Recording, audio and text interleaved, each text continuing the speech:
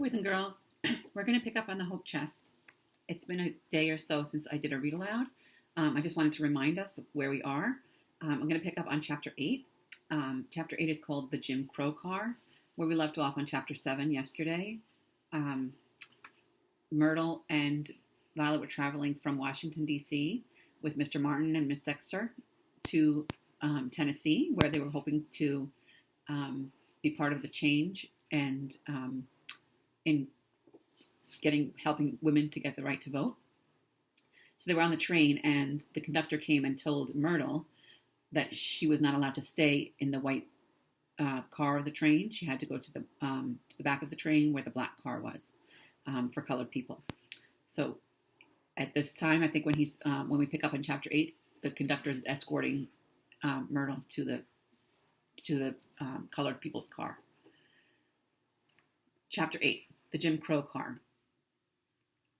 Myrtle had her bundle tucked under one arm, the extra cut-down dress and a toothbrush, a comb that Miss Burns had bought for her. The only possession she really cared about, she always carried in her pocket like a talisman. It was a tiny, tin-framed snapshot of Mama and Daddy, who Daddy had taken the day that they were married. Mama had come through clearly, looking just like Mama, not as tired as Myrtle remembered her. Daddy was mostly hidden. The flash powder had left a blurred spot in the middle of Daddy's face, so that she could only see the edges of it. She wished whoever had taken the picture had known that this was going to be the only time William Davies' daughter would ever see him, and had tried again. Daddy had gone down to Panama to work on Mr. Roosevelt's canal, just before Myrtle was born.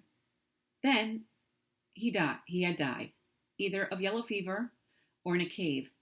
And the boss wrote to Mama wasn't sure. So many American colored men died during the Panama Canal, according to Mama, that the bosses couldn't keep track of them. Myrtle imagined that Daddy might have looked a bit like Mr. Martin, only much handsomer, and colored, of course. She liked Mr. Martin. He reminded her of her daddy somehow, which was dumb considering Myrtle had never actually met her father. The conductor followed Myrtle down the length of the car train to the vestibule between the cars, then said, "The colored car is all the way in the back," and left her. Myrtle struggled to open the door on the next car, the one behind that, the one that Mr. Martin and the other white people were in. The door wouldn't budge. She braced one foot against the side of the train car and hauled as hard as she could at the handle. The door opened and she stumbled backward, but managed to recover and get through the door before it closed. The next car was full of white people, and Myrtle hurried through it. Some of them gave her cold stares over their newspapers. One woman smiled at Myrtle and said to the man next to her, "They're so cute when they're little." The train started, and Myrtle fell down. Somebody laughed. Myrtle got to her feet, angry, but schooling her face to perfect passive indifference. She made her way backward as the train sped forward. A conductor grabbed her arm. "You're in the wrong car, girl," he said. Myrtle gave him a vacant look. "I'm going to the colored car, mister." "The Jim Crow car is in the back," the conductor said. He opened the door at the rear of the car and shoved Myrtle through it. "Keep walking." The floor of the vestibule shifted and creaked under Myrtle's feet. The doors on the car were even harder to open now that the train was moving. Myrtle found she couldn't open the next one at all. Against her will, tears of frustration started in her eyes. Then a white man came through, going in the other direction, and Myrtle was able to pass through. He didn't even see her. Colored people were completely invisible to some white people, Myrtle had noticed. If she worked through it, she could make herself even more invisible. It was the only kind of magic she knew how to do. Finally, she got to the colored car. It was older than the other cars, with an open platform at the end instead of a vestibule. It made the door the hardest of all to open, but a young woman sitting in the front of the car saw Myrtle through the window and came and opened the door for her. The car was made all of wood, and the seats were covered with woven rattan instead of mohair. The people in the seats were all colored. Myrtle felt relieved, knowing that nobody in the car was going to give her evil looks over their newspapers. But there was a conductor at the end of the car coming toward her. He was white, of course. All conductors were. He was taking tickets, reading them carefully, and snapping them neatly with his hole puncher. Myrtle felt for the ticket in her pocket and hoped the other stupid conductor hadn't made any mistakes on it. Myrtle looked around for an empty seat. The car was very full. She saw a space next to an old woman, remarkably old. The woman looked almost too old to be human. She looked more like a very ancient tree that Myrtle knew that grew in Anacostia, Washington. The woman was wearing the full, long skirts that had gone out of fashion before Myrtle was born. The old woman saw her looking and patted the rattan seat beside her. "No one sitting here, child." "Thank you, ma'am," Myrtle said. The rattan seat creaked as Myrtle sat down in the space between the woman's full skirts and the wooden rail of the train car. The seat had no springs, and Myrtle jolted with each clank of the wheels, rattling against the rails. Myrtle had heard someone say the train ran on paper cord wheels, but she didn't see how a train could run on paper, and the wheels sounded like metal to her. The conductor stopped in front of the old woman and held out his hand for her ticket. "Where are we headed today, Auntie?" he said. The old woman murmured something in reply. Her voice was so weak, Myrtle couldn't even make it out. "Change trains in Lexington, Auntie," said the conductor. He punched her ticket and reached for Myrtle's. "Change in Chattanooga or Nashville," he said to Myrtle. She guessed her ticket was all right. "Mrs. Mergainzer is my name," the old woman, speaking quite clearly once the conductor had moved on. "Pleased to meet you, ma'am," said Myrtle politely. "I'm Myrtle Davis." They rode on in silence for a while. "You have people in Tennessee?" Mrs. Mergainzer asked eventually. "Yes, ma'am." Myrtle had never heard that she had people there, but there were people in Tennessee, no doubt. So it was possible that some of them were Myrtle's.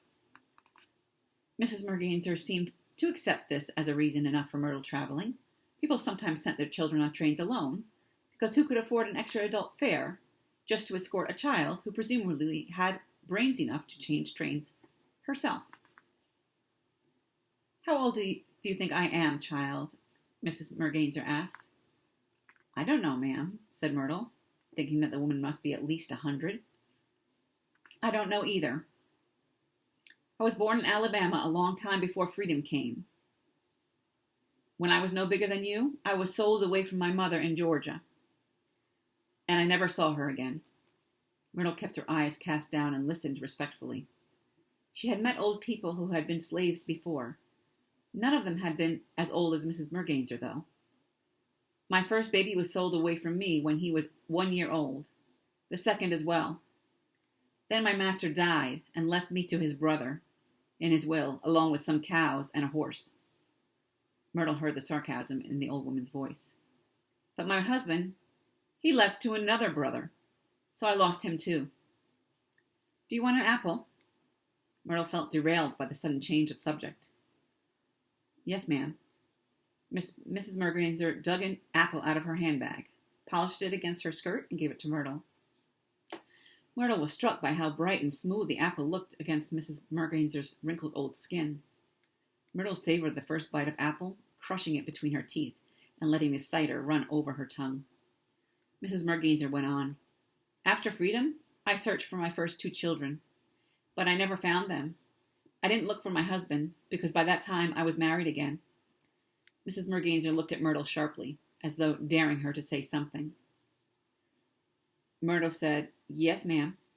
Nowadays, they call that bigamy." She shook her finger at Myrtle. "You can't marry another husband unless you divorce the first one, or he dies. But back then, it didn't matter. Colored folk marrying didn't matter any more than dogs or cattle marrying, in the eyes of the law." Myrtle wiped juice from her chin with her sleeve. Mrs. Mergainzer shook her head disapprovingly and handed her a handkerchief. "I had 8 children before freedom and 4 after," she went on. "And only 3 are alive today, not counting the 2 I don't know about." Myrtle tried to think of something comforting to say, and came up with, "Pretty soon, though, ma'am, they're going to let women vote." Mrs. Mergainzer shook her head in disbelief. "You think they're going to let us vote? Even if they do pass this amendment, and let white women vote, you think they're going to let colored women vote? You haven't been listening to a word I've said, child. Yes, ma'am, Myrtle contradicted. You don't know much, child. I've just been telling you how I was sold and willed and bartered about like so much livestock. You've got it in your head that white folks are going to let me vote? Myrtle said nothing. To say yes, ma'am, again would, she felt, be pushing her luck. I guess you don't know, said Mrs.